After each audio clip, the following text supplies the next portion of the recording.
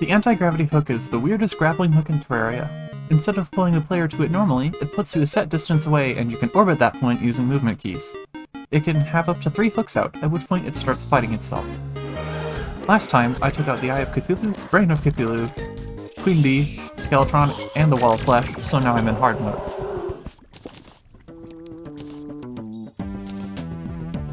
I started by breaking altars, leaving the first one on the off chance that I need it later.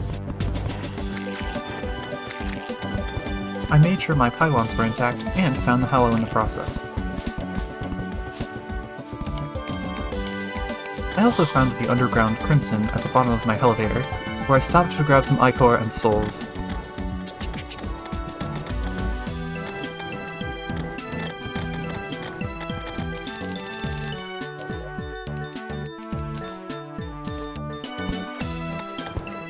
It was difficult to handle tight spaces, but I got by eventually, getting an Orichalcum anvil and pickaxe. I'd be crafting full adamantite armor.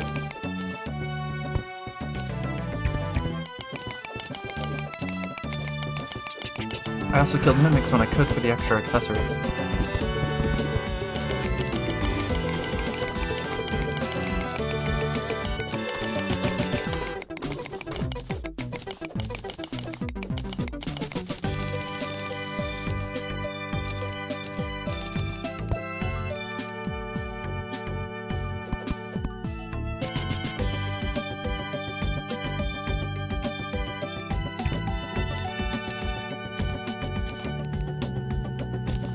I crafted the ranged helmet for now, as well as the Charm of Myths, which I reforged to Warding. I gathered more Souls of Night, with the goal of crafting Keys of Night to summon Crimson Mimics, which I needed some items from.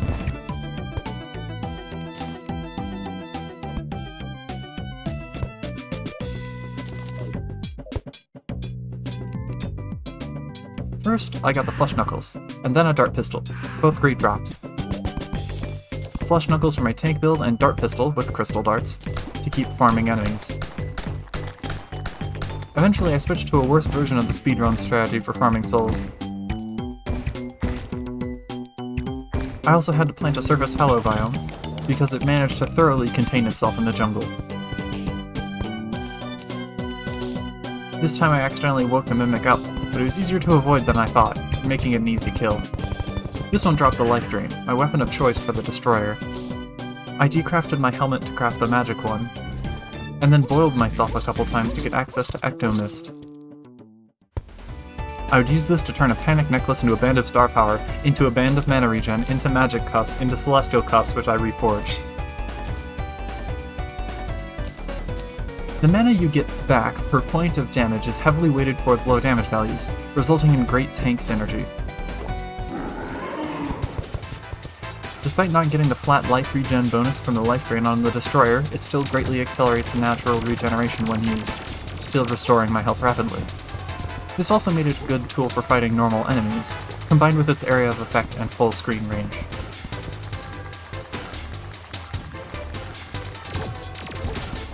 I mulched a few more Destroyers to craft Hallowed Armor, switching back to ranged now. I also made a repeater because I could afford it. And also got a Berserker's Glove, which I reforged to Warding.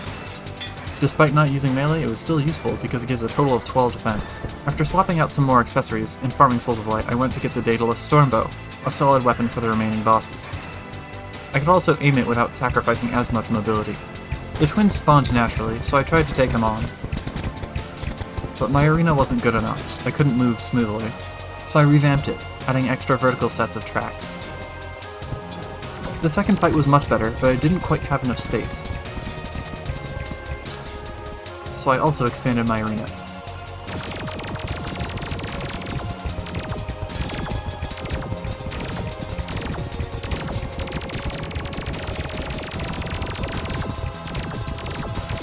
And then actually managed to kill the twins. I fought Skeletron Prime on the same night because if you can take out the twins, you can take out Prime just fine.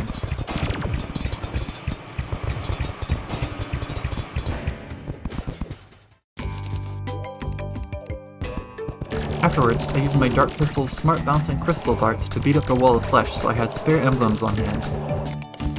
I grabbed Chlorophyte and Life Root as usual, and made the Chlorophyte shot bow. To prevent myself from totally running out of money, I used up my gelatin crystals to farm Queen Slime. The Blade Staff was also useful.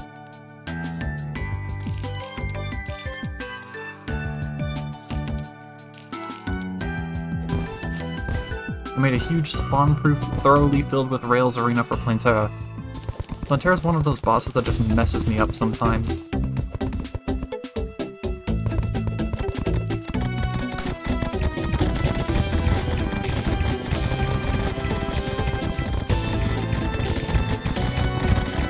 Thankfully, the first phase is trivial with the anti-gravity hook, as the best strategy is to go in circles, which the anti-gravity hook is practically made to do.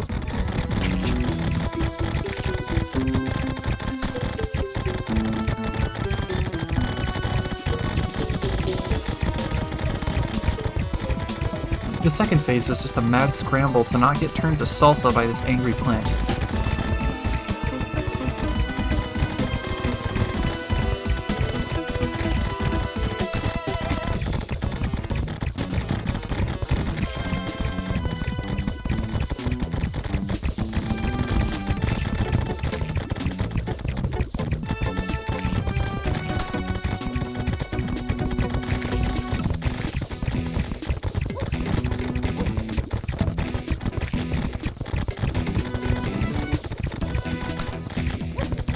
And I just barely got by.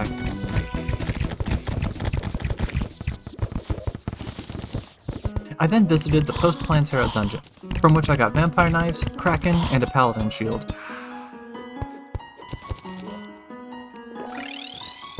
I stabbed a few ice tortoises for the frozen turtle shell to craft the frozen shield. I think this is the first time I've ever crafted it. I got a golem room that looks like an audio waveform. Then killed some more Queen Slimes for more money, for more reforging, for more defense. She'd be a much less annoying boss if her minions couldn't just continuously spam projectiles when they get close.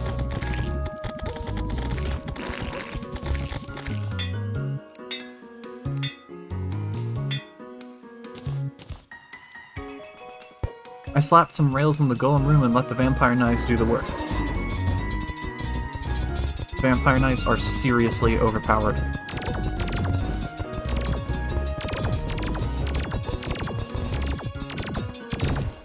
I killed golems several times, among other things getting the Possessed Hatchet, a solid homing weapon that allows me to aim freely. I expanded my main arena and then went and killed the cultist, who I could just tank.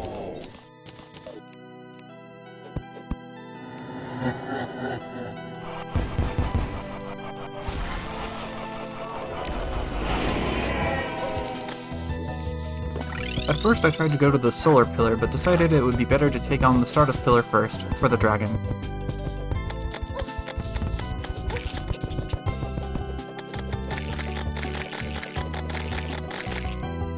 I used the laser rifle I got from the Wall of Flesh to snipe the pillar from a mile away, since scrambling over there myself would be a nightmare.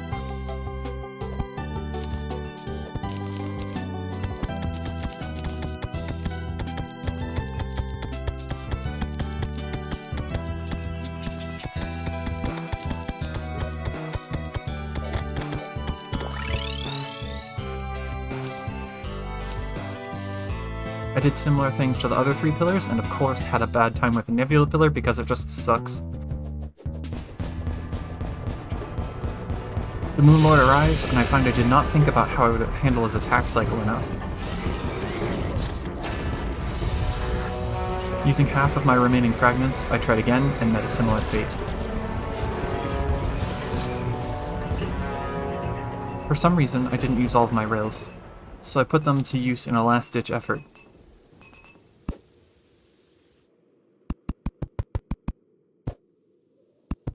I'm going to be fully honest, I am running out of patience. The final attempt was underway, and the arena expansion helped a lot. I also used the Nebula Blaze for its homing and high base damage.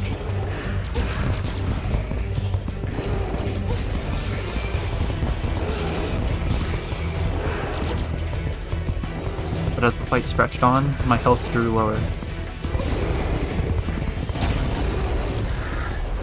until I missed a grapple aiming upwards and got hit by the death ray. I had to be careful not to release any True Eyes of Cthulhu. They would obliterate me in this state.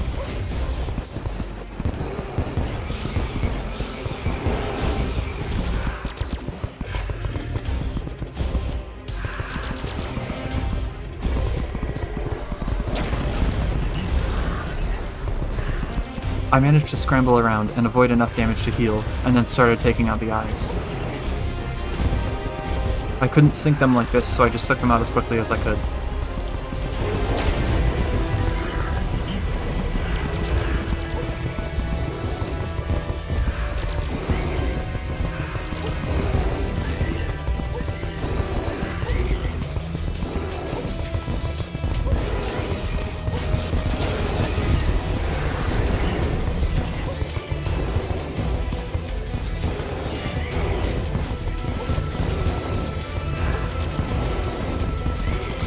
And by abusing iframes on the hands and doing my best to attack, the Moon Lord was defeated.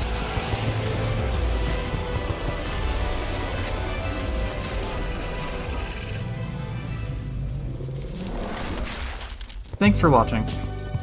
This playthrough felt a little cheesy with how I just tanked everything, but not after another 300 attempt Moon Lord fight for now. I do have another challenge as diabolical as no equipment slots legendary mode in the works, but it'll be a while before it's done. See ya.